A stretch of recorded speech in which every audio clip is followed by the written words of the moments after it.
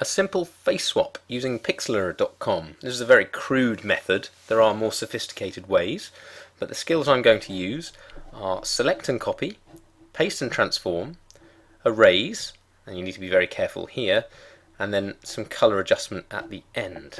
So this is the royal couple from the royal wedding, and what would it have looked like if Kate Middleton had got married to Justin Bieber? Well, let's find out. I'm going to use the square select tool on Justin Bieber's picture to chop out his head, his face, his neck, all the way down to his tie. Then go to the edit menu and copy. Next I'll switch back to the royal couple and go to the edit menu and choose paste. And Justin Bieber's head is rather too large there, so I'll also go back to the edit menu and use free transform to make it a bit smaller. Grab on a corner and then try and put it in some sort of perspective. If I move it up here, well, that's kind of looking good already, but I'll just make it a bit smaller. There we go. Tiny bit more. There you go, that'll do. Now when I try and switch to another tool, in this case the eraser, it will ask me if I want to apply the changes to the size, and I'll say yes.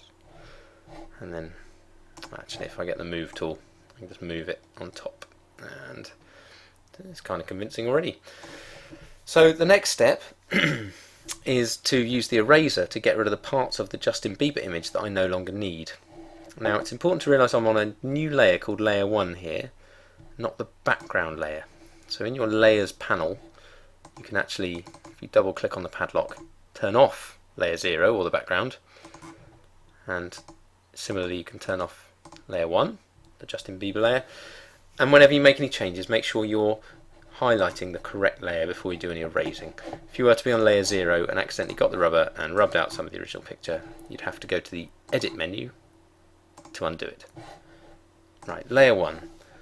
Now I want to keep the neck of Justin Bieber, but I don't want the shirt, so this is quite a delicate job, and the quality of the finished product is almost directly related to how much care you put into this eraser process, and it can be quite difficult, I appreciate, with a mouse or certainly a trackpad on a laptop, and that's why professional graphic artists often use a thing called a tablet, which is like a pen and paper that plugs into your computer, and then when you draw with the pen on the paper, you actually draw on the screen.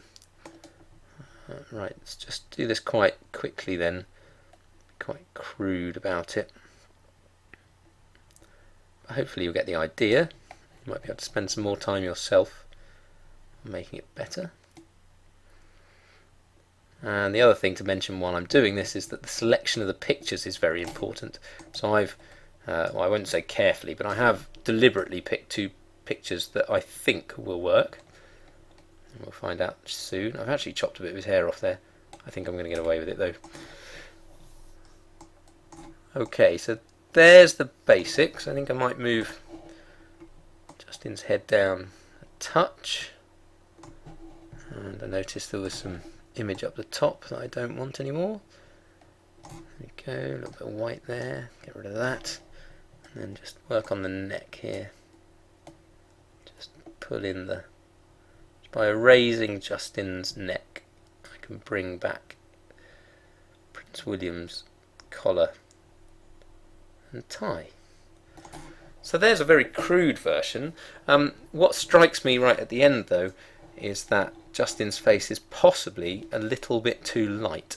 So if I go to the adjustment menu, I can use things like brightness and contrast just to make it fit in a little more with the original picture. Press OK, and that's what it would have looked like if Kate Middleton had got married to Justin Bieber.